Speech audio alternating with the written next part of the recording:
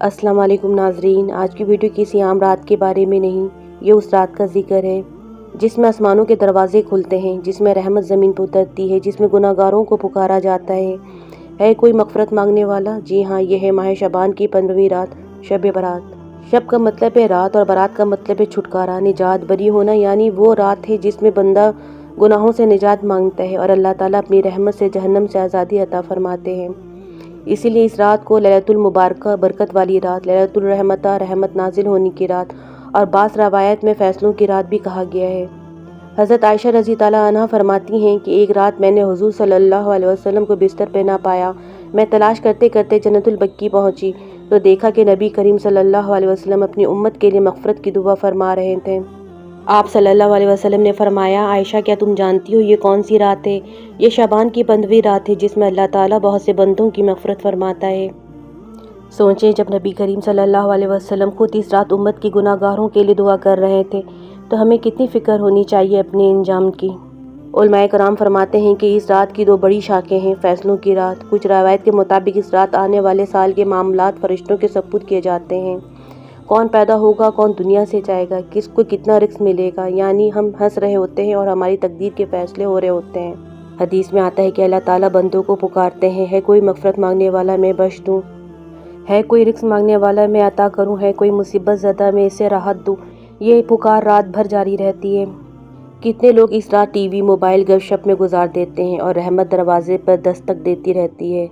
یہ رات صرف عبادت کی نہیں، سچی توبہ کی رات ہے۔ آج اگر ہم رو کر کہہ دیں یا اللہ میں گناہ گار ہوں، مجھے معاف کر دے، تو دروازہ بند نہیں کیا جاتا۔ حدیث میں کچھ ایسے لوگوں کا ذکر بھی آتا ہے جو اس رات بھی محروم رہتے ہیں جب تک سچی توبہ نہ کریں۔ شرک کرنے والا، دل میں کینہ رکھنے والا، ماں باپ کا نافرمان، رشتے توڑنے والا، ظلم کرنے والا، شراب اور زنا کا عادی۔ اگر ہم میں ان میں سے کوئی برائی ہے تو آج کی رات فیصلہ کر لیں، بس یا اللہ اب نہیں۔ شب برات میں کیا کریں؟ کوئی خاص مقررہ عبادت ثابت نہیں، لیکن یہ اعمال بہت بہترین ہیں۔ خاص توبہ و استغفار، دل کی صفائی۔ شب برات کی سب سے بڑی طاقت سچی توبہ اور استغفار میں ہے۔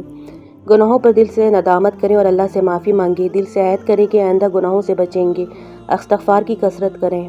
نوافل اور خصوصی نمازیں، روح کی طاقت، صلاۃ التسبیح، سب سے زیادہ فضیلت والی نماز دل کو سکون اور روح کو تازگی دیتی ہے۔ صلاۃ الحاجات، اپنی حاجاتیں اور پریشانی اللہ کے سامنے رکھیں، یقین رکھیں اللہ سب سننے والا ہے۔ تہجد، رات کی تنہائی میں اللہ کے ذکر میں آنکھیں جگائیں، دل کی گہرائی سے دعا کریں۔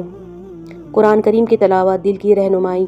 قرآن کی تلاوت دل اور دماغ دونوں کو سکون دیتی ہے۔ اللہ کے کلام پر غور کریں اور اپنی زندگی میں اس کی ہدایت نافذ کریں۔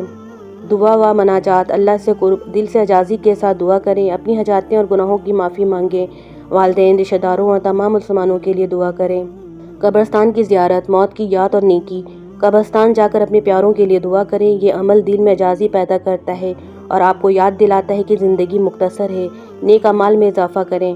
شب برات صرف ایک رات نہیں، یہ نئی آغاز کا موقع ہے، یہ اللہ کے قریب ہونے کا موقع، یہ دل کی صفائی اور روح کی تازگی کا موقع ہے۔ آج کی رات دل سے توبہ کریں، نوافل اور تہجد ادا کریں، قرآن پڑھ کر دل کو روشنی دیں اور آنسوؤں کے ساتھ دل کی گہرائی سے دعا کریں۔ اپنے لیے بھی مانگیں، اپنے والدین کے لیے بھی، اور ان سب کے لیے بھی جو اس دنیا سے جا چکے ہیں۔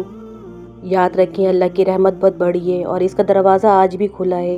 آج کی رات اپنی زندگی کو روشنی سے بھر دیں اور اپنے دل کو اللہ کے قریب لے جائیں۔